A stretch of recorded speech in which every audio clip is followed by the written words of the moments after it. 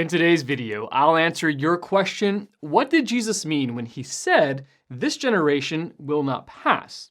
Then afterwards, as always, I'll share some helpful resources, so stick around until the end.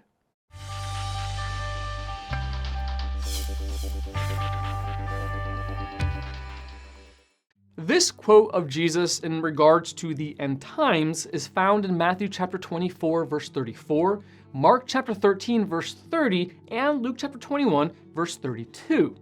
Jesus said, "Truly I say to you, this generation will not pass away until all these things take place."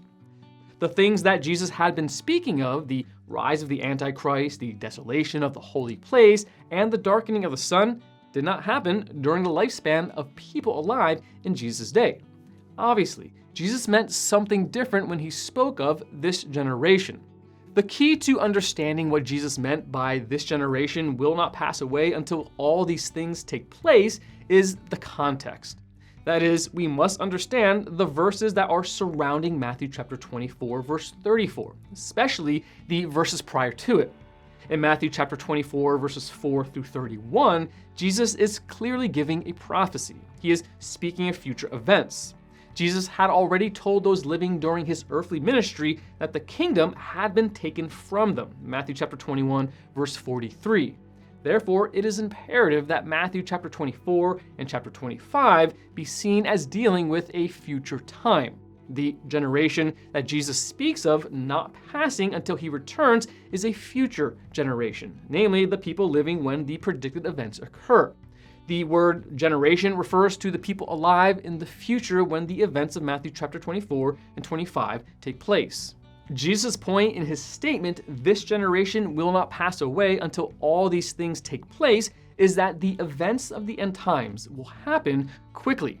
Once the signs of the end begin to be observed, the end is well on the way. The second coming and the judgment will occur within that last generation. Jesus reinforced this meaning with a parable in Matthew chapter 24, verses 32 and 33.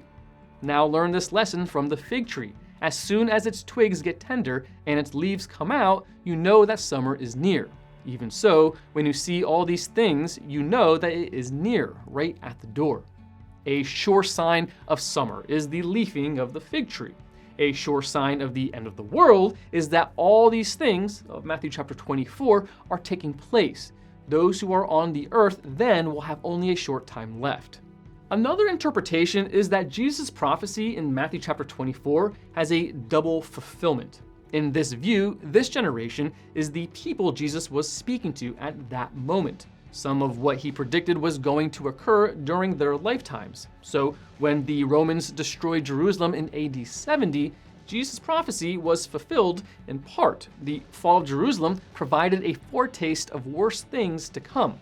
However, many aspects of Jesus' prophecy did not occur in AD 70. For example, the celestial signs of verses 29 to 31. The main problem with the dual fulfillment interpretation is that it does not harmonize with Jesus' statement that all these things will take place in this generation. Therefore, it is better to understand this generation as referring to the generation alive when the end time events are actually occurring. Essentially, Jesus is saying that once the events of the end times begin, they will happen quickly. The age of grace has continued for a very long time, but when the time for judgment finally arrives, things will be wrapped up post-haste. This concept of God drawing things to a rapid close is echoed in many other passages of Scripture. Want to learn more? Subscribe so you don't miss the next video. Visit gotquestions.org for more good content and check out the details section below this video. There you'll find one book I recommend along with several links to related questions. If you'd like to learn about Bible Munch or if you're interested in bite-sized devotionals, subscribe to Bible Munch on YouTube. It's linked right here. Now remember, got questions? The Bible has answers. We'll help you find them.